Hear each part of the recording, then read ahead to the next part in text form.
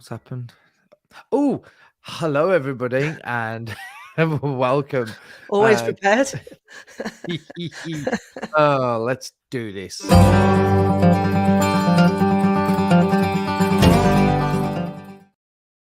gonna have to change that. We haven't had anyone on to be in conversation with for a while, have we? Conversation with each other.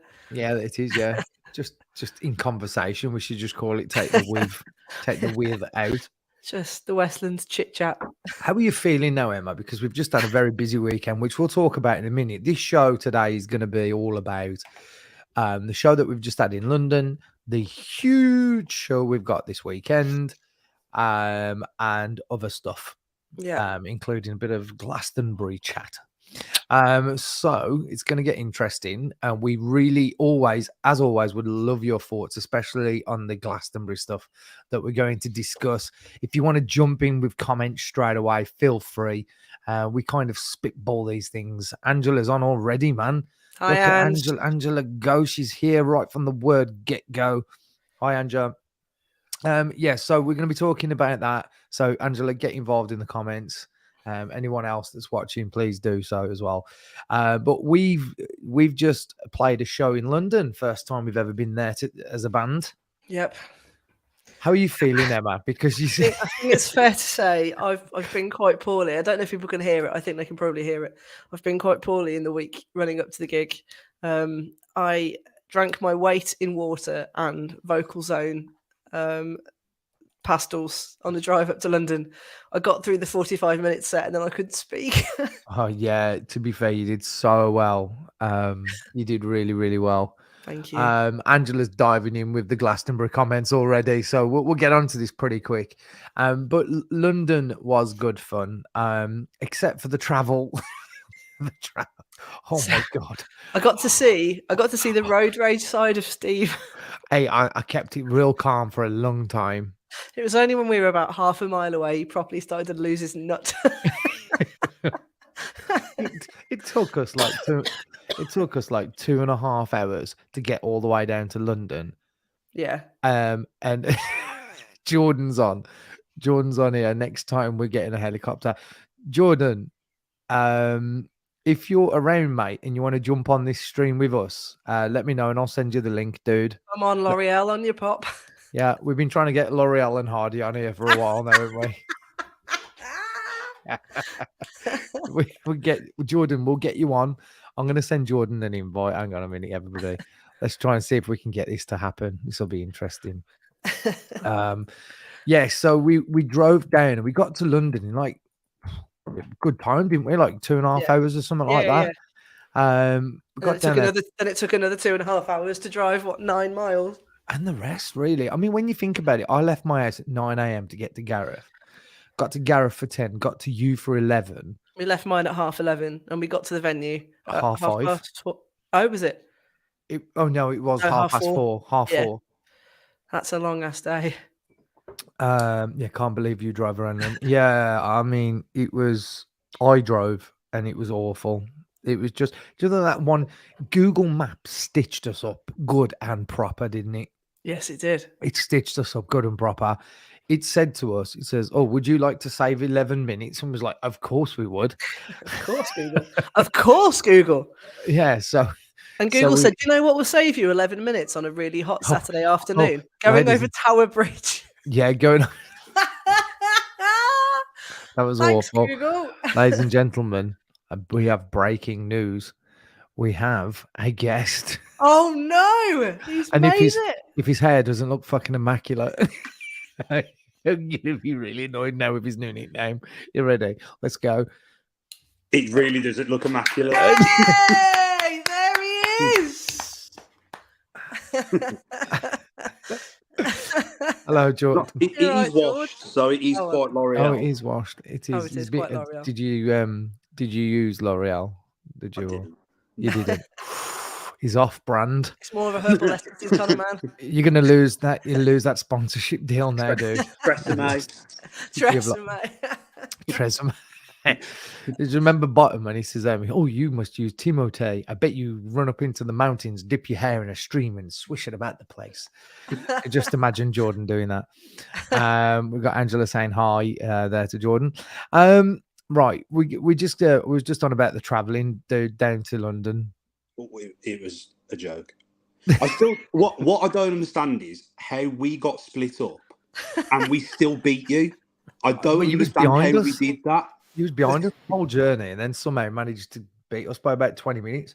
But on the plus side, that means you managed to unload all the gear on the other side. Yeah, we didn't have to do that, so that was even better. We did get some help, to be fair. That's good. It was the first time we've ever been to a gig and we actually got help. So that was pretty interesting to have. Yes, it was. Let's talk about the actual venue itself. So for anyone that didn't know or didn't see what we posted, we played this thing called the Buck and Bull Summer of Country 2023 festival. That's really hard to say. And we played this festival, and the whole thing was built out, and it was incredible. How the hell they've put all that together? It's so good, just so good. It looked like it was a permanent fixture. Like it was so cool inside. Like the Buck and Bull Saloon. It was just so cool inside. Yeah, so they had like various different it was all like different saloons, and where our gear was stored in had swinging doors, and it was there was games rooms and all sorts. Yeah, it was brilliant. Really brilliant. Well put together. It would have been nice. I don't know how old this festival is or how new it is. Numbers wise, I was hoping being central London, the numbers would have been a bit more than it was. I think the organisers, by the sound of it, also thought that, but it was such a damn hot day, and it's bang in the middle of holiday season. You're also competing with other major festivals that weekend, so probably just a tough week to put on a festival. But there was still plenty of people there. It was still a great day. Yeah, it was very hot in there. It was very sweaty in there. I think my sweatband was sweating. His sweatband was sweating. Well, so anyway, we did that. We did London. Now, Jordan, you're not available this weekend, but we are going to be playing Godiva. We're playing an acoustic set. It's going to be myself, Emma, and Reese is going to be joining us on the Cajon. He's found something new to bang. A new type of drum to bang. You immature, you lot. I swear to God. All right. Angela's just put, really, there's another festival. Yes, there was, Angela. Believe it or not. How very dare that. We've got Godiva this weekend. So, guys, I don't know whether there's any tickets left for it, but Angie's going to Godiva. Angie's coming to Dubu. Yeah. Googadooboo. She's coming to Googadooboo. That very well-known Coventry festival, Googadooboo. If we ever make it big enough and we get to create our own festival, that's the name of it. Googadooboo. The Googadooboo Festival. It sounds like it's some Australian festival, the Googadooboo. That's like a way of saying hello. Yeah, Googadooboo, mate.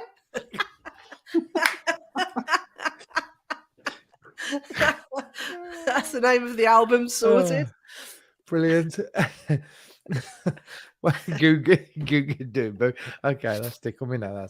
Right. So so one of the things we're going to be doing on that one is obviously we're still going to be doing all our usual songs, all our originals and all that kind of good stuff. But obviously we're going to have it's going to sound a little bit different. And also this is the first time playing with Reese on the Cajon as well. So again, a little bit different, a bit of fun. It should be good. I'm really looking forward to it. There's going to be some great. Emma's going to be playing mandolin. We've also got. Some of the names on it are just amazing. So can I just have how do you indulge yourself a bit? Go on. Do you I know for us this is a big deal. Like we're playing on the BBC stage, which is a admittedly much smaller stage, but we are on the Godiva website, which is pretty cool. If you go to the lineup. So you've got artists. So you got what we got different stages. I don't know what's going on here. Yeah. We are. Oh, the next. So you got the next stage and CWR stage. That's the one we're on. That's the one we're on. And we're on at 2 p.m. on the Sunday. So if you want to get your butts down there, come and see us. 2 p.m. on the CWR stage. Yeah, it's going to be great. I mean, if you look at who's on the main stages, you've got people like the Two-Tone Orchestra Secret Symphony. I've seen them before. They're really good. Ella Air and the Rudimentals doing a DJ set. I believe Trevor Nelson's there. Mel C's going to be there. So yeah, Trevor Nelson's Soul Nation. I don't know many pop artists, so I'm struggling past these. So some of the other names, Diversity, I think, are playing. Not playing, dancing, I'd assume. Dancing, I would, hazard a guess. That's probably what they're going to be doing. Although I can't seem to see their name on the list. Main stage. They are. I had to look on the website earlier. Artist, time, main stage, Saturday, and then Sunday. No. Well, they are. They definitely are. I can't see them. They're not on the stage list. They're too big for stages. Maybe they're not playing on a stage. Just in a car park. They're not on there now anyway. I can't see it. Oh, here we go. Serendipity. There's more stages than I thought there was. Oh, for God's sake, I'm not going through them all. Anyway, we're doing that the weekend, so come and join us. It's going to be fun. Right. Let's talk about... I saw Jordan put a comment. I think he's muted himself for a second. Jordan put a comment. I would give my left nut was something along the lines of what you said, wasn't it? Yes. Did we watch and Angela's ready to go here, I can tell, right? Because Angela started it off with Axl Rose has had his day, I think. Did anyone see the Guns N' Roses performance? I am going to put my hands up now. Yeah. And say I haven't seen anything of Glastonbury because I couldn't give a shit. Okay, but I am going to ask you a question on festivals in general in a second. You watched some of it, didn't you? I saw bits and bobs of the Guns N' Roses set, but I didn't specifically go out to watch that one because I've seen Axl Rose live before when he replaced Brian Johnson in AC/DC for that short period. Oh yes, I saw Axl Rose then, and yeah, he's not. He ain't got the voice anymore, sort of thing. So the little bits that I saw of it on TV, yeah, I kind of agree with that comment. I'd hang the mic up now, sort of thing.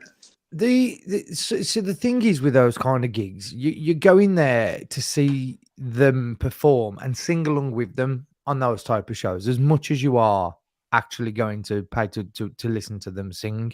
I think because they're sort of icon level, so it almost doesn't matter. It's like Bon Jovi, he still sells it everywhere, and he sounds god awful now. Every time I've heard him sing anyway, he sounded like his voice is just completely shot. But can I just say to the quite a few people that don't understand singing, I'm going to point this out to you all right now. There was loads of people saying Elton showing them how it's done. Now, I'll get on to Elton in a minute because I genuinely thought he was bloody brilliant. But people will say, but Elton's range in comparison to Axl's range and people like Bon Jovi, what Elton is doing is far easier on the voice, therefore allowing him to go on longer and longer. When you're singing and pushing your vocal at the very top end range of your voice, that is far, far harder in a career to sustain than it is to sing in that lower end. And with someone like Elton, who's got that kind of range that sits here, I mean, Axl Rose, his range jumps up to here, and the same with Bon Jovi. Yeah. When you sing in that section, you're able to adjust what you're singing as you get older. I mean, bringing it back to our show in London at the weekend, I had to change what we were singing on the fly because I knew I wasn't going to hit those high notes. Yeah, your voice wasn't feeling up to it, was it? No, but because my range can go from here to up here, I've got all this middle section to play with. Whereas Elton can move in this range quite comfortably. He hasn't, as you say, he hasn't strained his voice for the last 50 years. Exactly.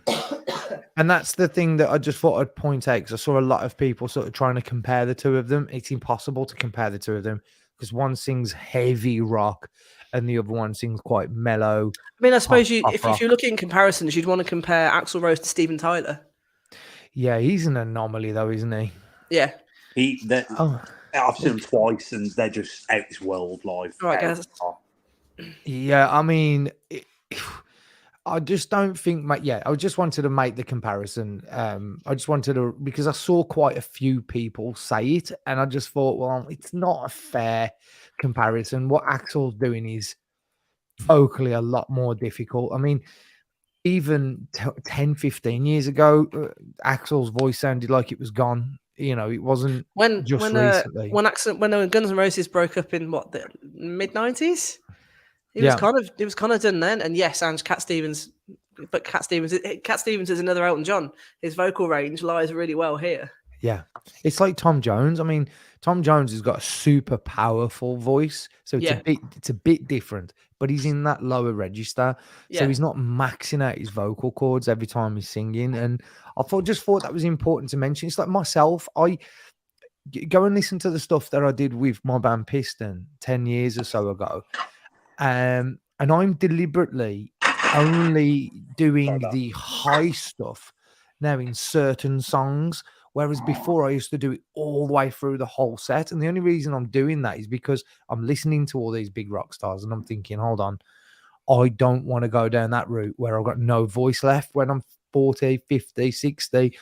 I want to do this for as long as I can. So therefore, I really need to think about saving my voice. So I've made the conscious decision to lower things where possible, if I can. And I think it also makes for a more dynamic song as well, because I'm not always just singing all the way. Oh, my ladies and gentlemen. What? Hello. How are we doing? Bloody hell, all we need is Reese and we've got a full band. It's only taken a year and a half. I was going to say, all I wanted to do is just sort of say hello. I didn't realise Jordan was on the call. I don't want to steal his thunder or nothing. I just wanted to say hello. And next thing I know, I'm being dialed in. What's going on? We were just discussing Glastonbury. Did you watch any of it? Have you caught any of it? I've caught very little, if I'm honest. Ironically, just as Elton was finishing yesterday, I think it was about 11 o'clock, I started watching it on iPlayer. So I'm probably about half a dozen tracks in. The first thing that struck me about him was how bad he is on his legs, man. How bad he is on his pins, really? Sort of walking about. Yeah. He did look like an old man. That's the first time I've seen him look like an old man.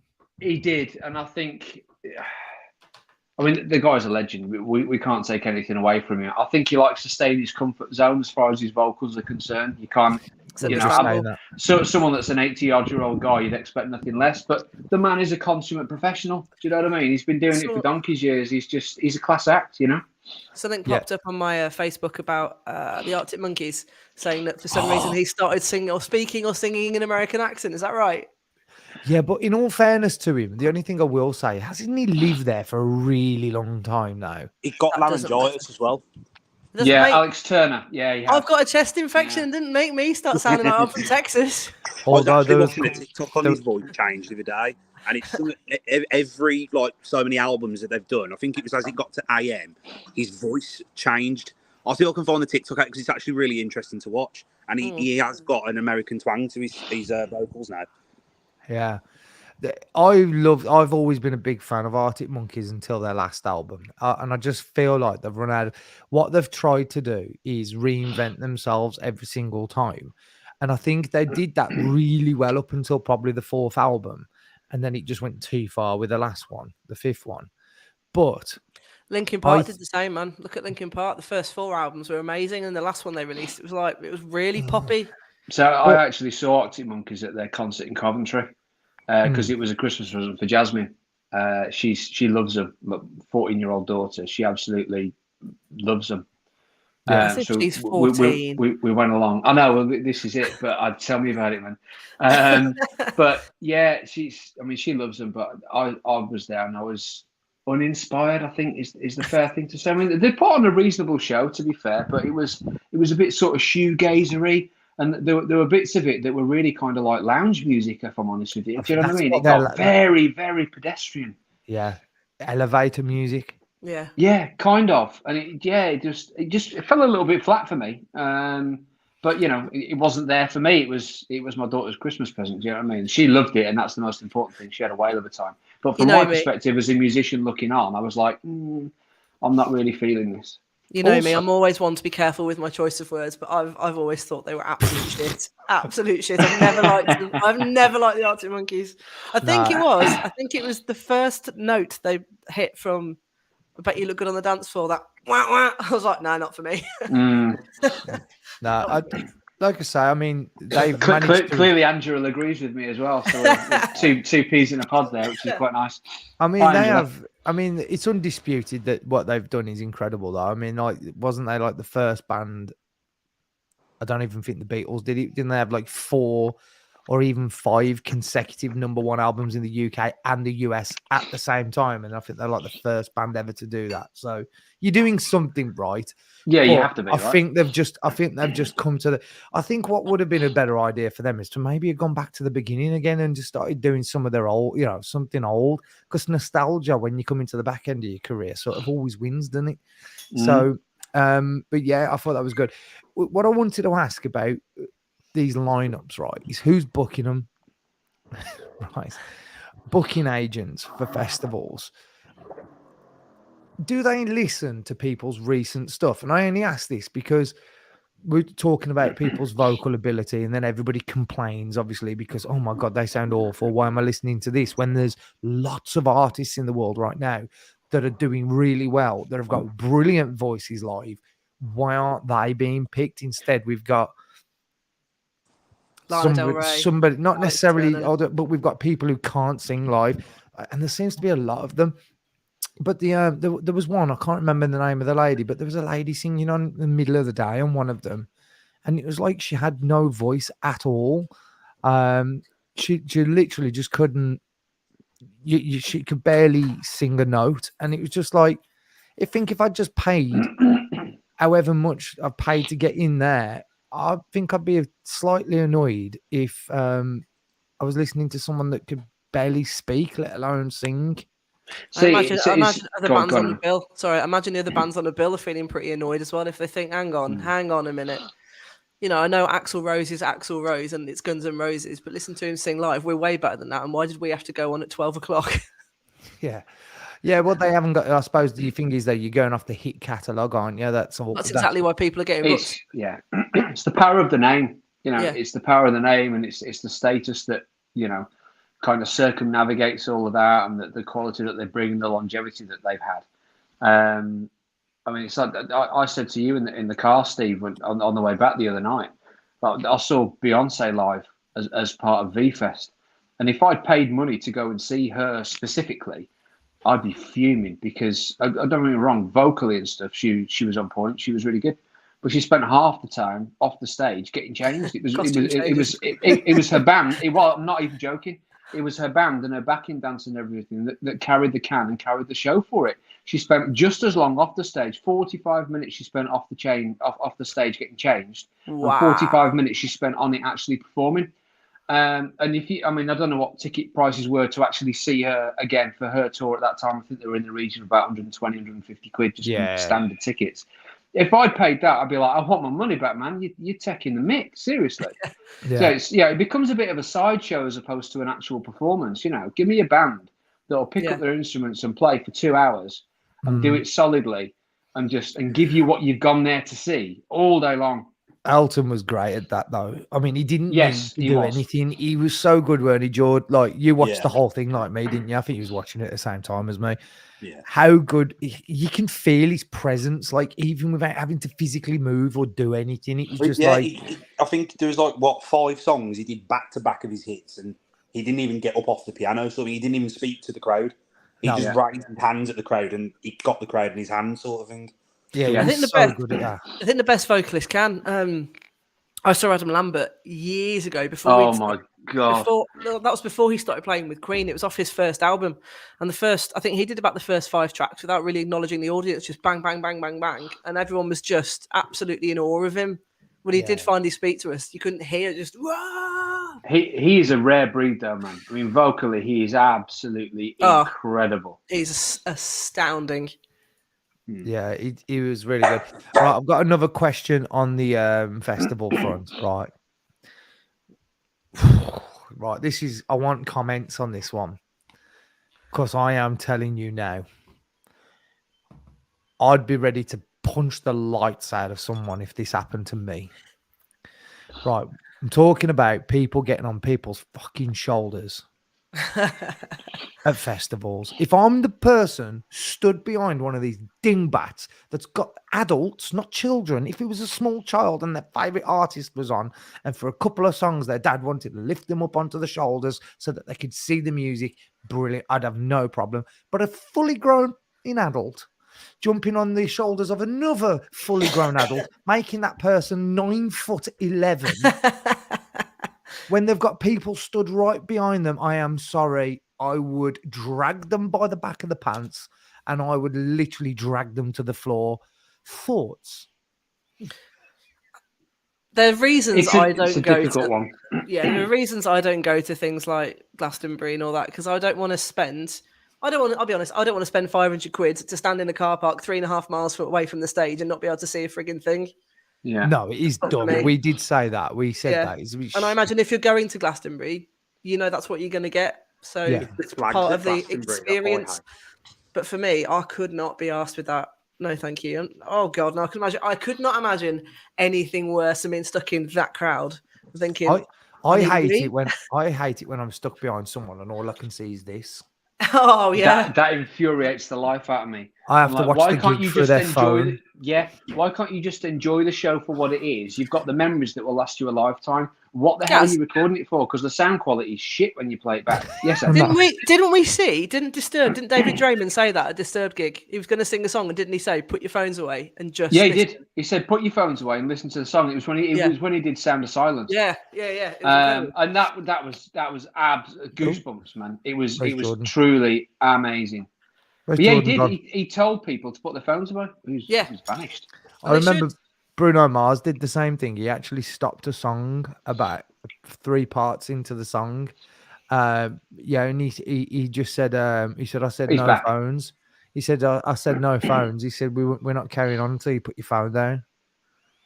Yeah. Like, I don't know where I stand. Reach the link and we can get the full band on. Is he around? Oh my days. Is he around? He's around. My word. That's why I went off the screen. Hang on a minute. This could be a real treat for people right now. The full 5-piece. Oh, hang on a minute. I don't know what's just happened to me. My computer's just gone crazy. Sorry, I keep having to go on mute. I don't know. My dogs are currently fighting in the living room. So I think I understand that when you get to their level, you'd be like, all right, guys, put the phones away and just listen. But from a performer's point of view, I quite like seeing people videoing us when we're performing. I think it shows that they're taken with it and they want to be able to, I don't know, necessarily watch it again, but show their mate. And I quite like that. Yeah, I think maybe it differs on the level that you're at. I think if you're at some sort of stratospheric level, it probably annoys the audience more. Yeah, probably. Do you know what I mean? For me, it's an audience thing. Yeah, most of the time when people come to see us, they've come to see us and they probably like only. But what is Angela going on? Hang on. So Angela first put, I can't comment as I spent a field on the Neff concert on someone's shoulders, but that was back in the 80s. I was only little and had a nice arse then. Well, I suppose that is. We'll have to take your word for that, really. Better see you on someone's shoulders on Sunday, Ange. Good over. Yeah. But yeah, also as well, just on the Elton John performance, how come a resurrected Jimmy Savile was playing guitar for him? So, okay, what's interesting? I've got to be honest. When that started, I was interested to see what the guitarist looked like because that guy has been with him for donkey's years. And I know Elton's aged. We see him more often than anybody else in that band. But I was curious, and it's the same guy that's played with him for years and years and years. But yeah, he was quite scary.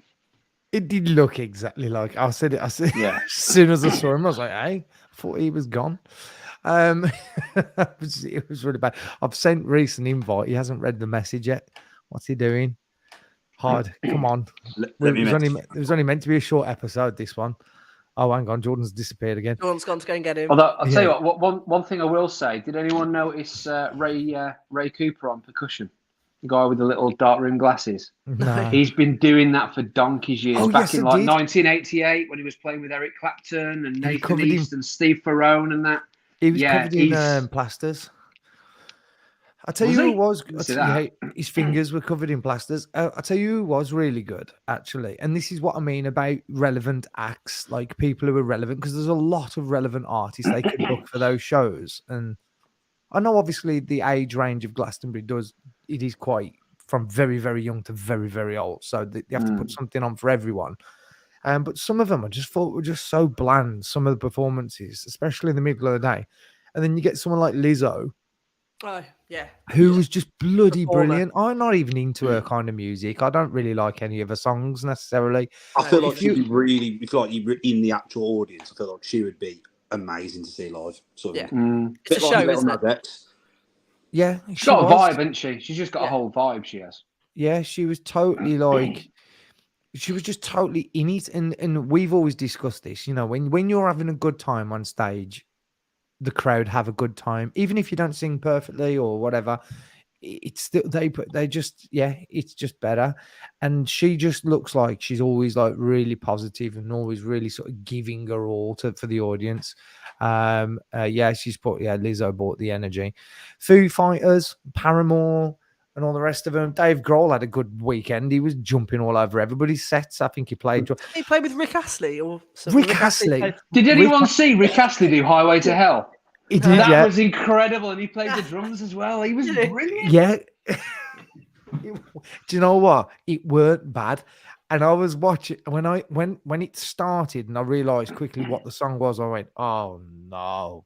Yeah, that was my initial thought. And then I just had a big beaming smile when he started. It was like, actually, he's actually quite good. He was a good drummer. He was decent, to be fair. Oh, where's Gareth just vanished? This is fun. This is Chaos. It's This is just, a chaos episode. but yeah. Oh, Oh my God, we've got Reese. Hey! okay. For a second, I thought Gareth had like gone back in the time machine. Look at this. All five of us. Oh, Oh my word! Stop the press. Fetch the I've seen police. enough of everybody's bloody faces over the weekend. Ugh. Reese, how are you now? Not bad, Are you not all bad. are you all recovered from the weekend? No, because that bite's doing my head in. Your Oh, boy? it's huge. I know. What is that? That's what she It's the said. third nipple is what it is, Reese. Third nipple. Where is it? She says. On my leg. Ah. Can I just Yeah. remind everybody, by the way, that if you turn your phone sideways, by the way, if you're on your phones, it does look better. There you go. Can I just remind everybody we're not in the WhatsApp group chat now, so anything you say anything you say is being recorded and being live around the world. So can we keep all the Careful, everybody. keep all the incriminating stuff to yourselves. But no, Be cancelled before this all begins.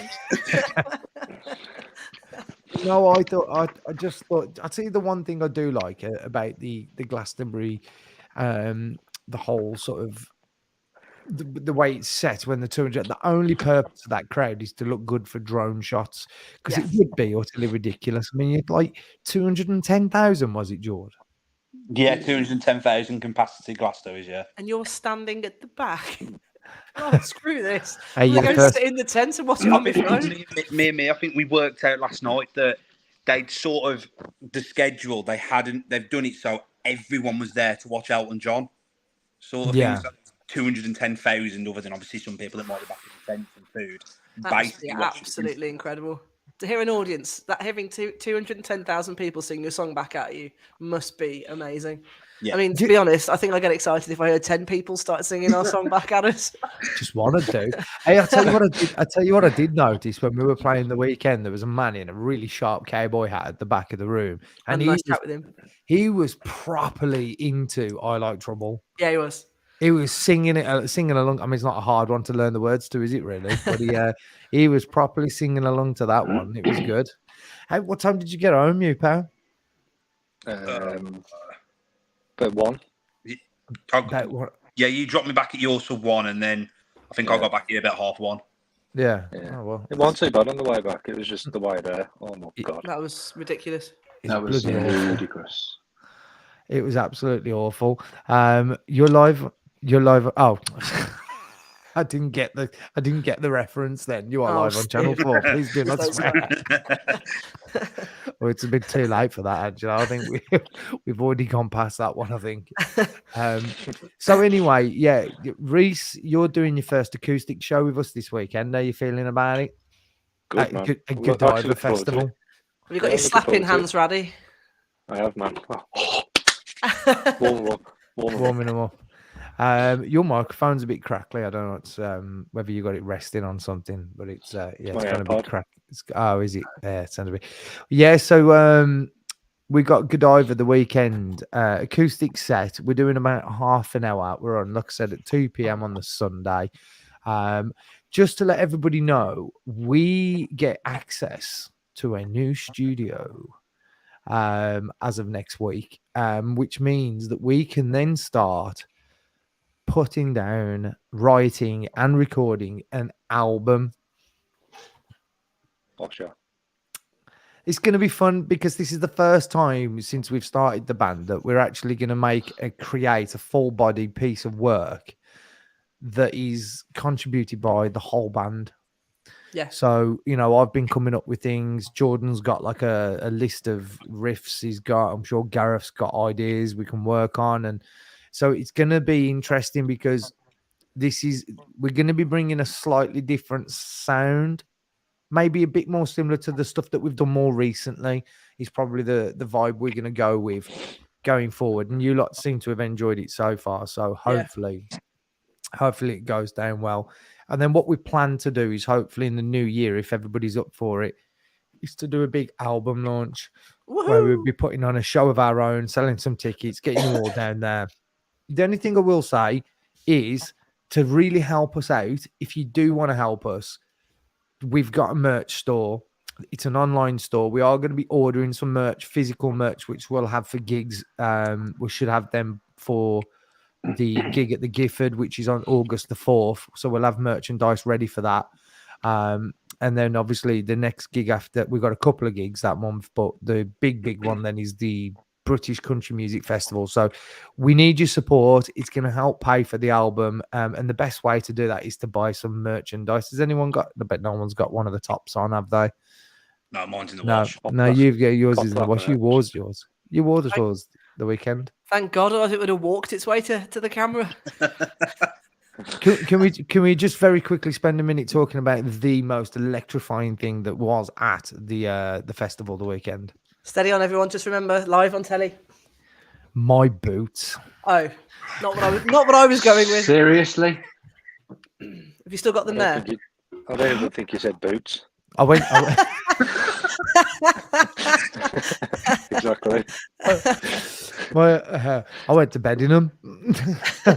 You managed to get them off there. So for those people who weren't at London, Steve has unfortunately he's banged his head. He's gone full country. I think he's reached a new zone of inspiration. I think that's all what it is. four of us had to sit on him to stop him from buying a cowboy hat at this place. But Steve was rocking, and rocking a pair of Cuban heels. Yes. Oh yes. And Baby.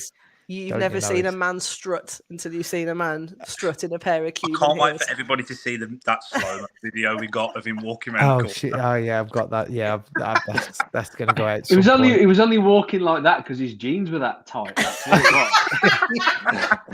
it was. Tight jeans, belt buckle, Cuban heels. If that moustache starts growing down to a handlebar, that's it. We're all screwed. It's all going like that. It's gonna Emma, get. you put the idea in his head now. It's gonna get curled up. Curled The up.